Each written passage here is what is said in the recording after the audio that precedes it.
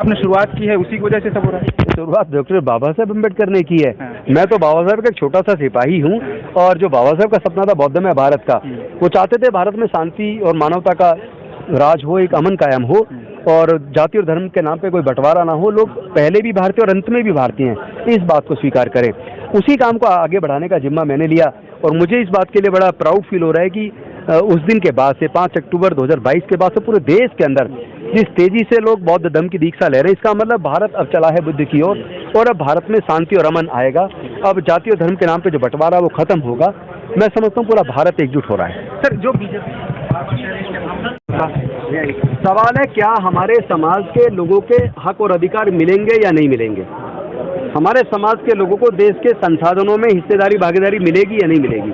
क्योंकि ऑलरेडी सरकारों ने साजिश के तहत एजुकेशन इतना महंगा कर दिया कि हमारे लोगों से एजुकेशन छिन जाए और देश के सारे संसाधन, चाहे वो रेलवेज हो, एयर इंडिया हो, बैंक हो, इंश्योरेंस कंपनियां हो, गैस कंपनियां हो, पेट्रोलियम कंपनियां हो, आईटीडीसी के होटल्स हो या तमाम तरह की जो गवर्नमेंट अंडरटेकिंग जो भारत सरकारों ने बेच दी, यानी जहां बेच गई वहां रिजर्वेशन खत्म हो गया और दूसरी तरफ एजुकेशन महंगा करके एजुकेशन छीन लिया। तो हमारे लोगों के आगे बढ़ने के रास्ते एक साजिश के तहत बंद किए जा रहे हैं, जो हमें स्वीकार नहीं है। तो क्या केजरीवाल आप लोग के विचारों से सहमत नहीं है, वो अलग धारा चाहते हैं?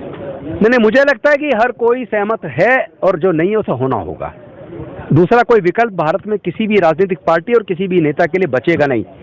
उनको दलितों, पिछड़ों, आदिवासियों के हक और अधिकार को देना होगा।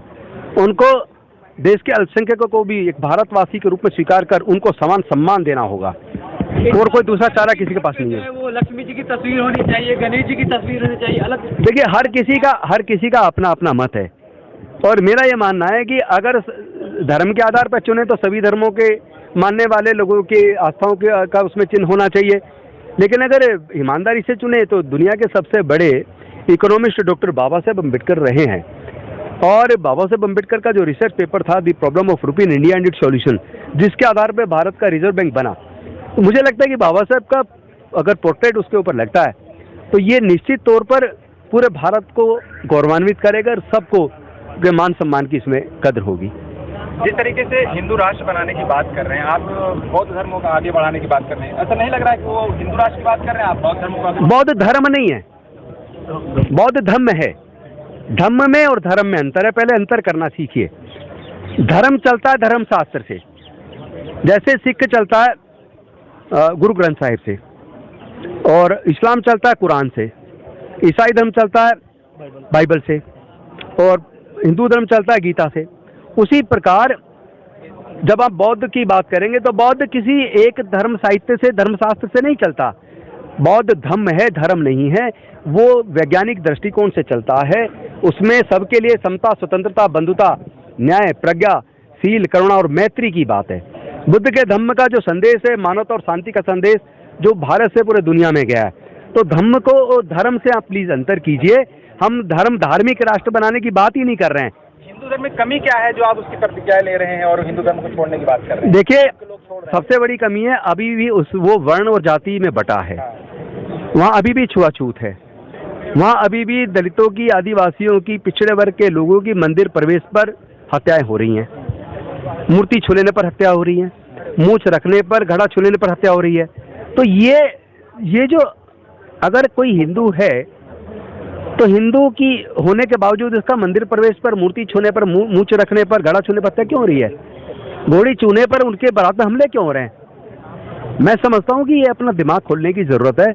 मैं किसी धर्म के या धर्म के आस्था के खिलाफ नहीं हूँ, मैं विषमता के खिलाफ हूँ, मैं अन्याय के खिलाफ हूँ। बीजेपी तो कह रही है कि सारे हिंदू एक हैं। बीजेपी क्या कहते हैं? बीजेपी की सोच है। क्या देश के लोग ये स्वीकार करते हैं? देश के लोग तो ये बात स्वीकार नहीं करते हैं। हम भारतवासी एक हैं, ये मैं कह सकता हूँ। हमें भारत के नाम पे एकजुट किया जा सकता है, धर्म के नाम पे एकजुट नहीं करना चाहिए। आपके समाज के लोग आपके साथ हैं? पूरे मेरे समाज के नहीं, पूरे जो मानवतावादी लोग हैं, दलित, पिछड़े, आदिवासी, अल्पसंख्यक के साथ साथ जो अन्य जातियों और धर्म के मानने वाले लोग, जो मानवतावादी लोग हैं, जो समता और न्याय में भरोसा रखते हैं, वो सब बहुत बड़ी मात्रा में मेरे साथ हैं। जैसा कि अब जैन साहब हमारे, रमेश जैन जी, वो मेरे साथ हैं। इन्होंने उस दिन दीक्षा ली। तो एक मेरे साथी जो क्षत्रिय समाज से, हरीश कुमार मेहरा एडवोकेट, वो क्षत्रिय होने के बाद उन्होंने बौद्ध धर्म की दीक्षा ली, वो मेरे साथ हैं। इस तरह मेरे दोस्त हैं मिश्रा जी, जो मुझे राजनीति में लेके आए, वो मेरे साथ है। मुझे लगता है मुस्लिम तो पूरा समाज है ही, जुल्फिकार हमारे साथ हैं, ऐसे बहुत लोग हैं।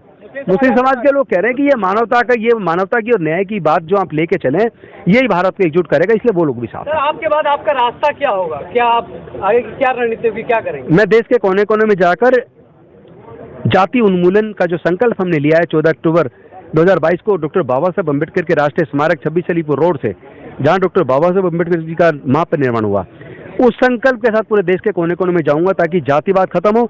और सबसे पहले तो दलित, पिछड़ों, आदिवासियों के अंदर अपने अंदर फैला जातिवाद खत्म हो।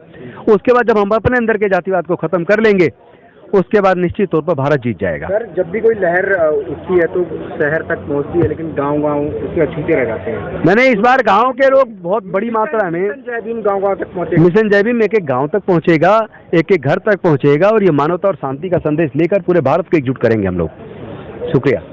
जय। 2 से 3 मिनट।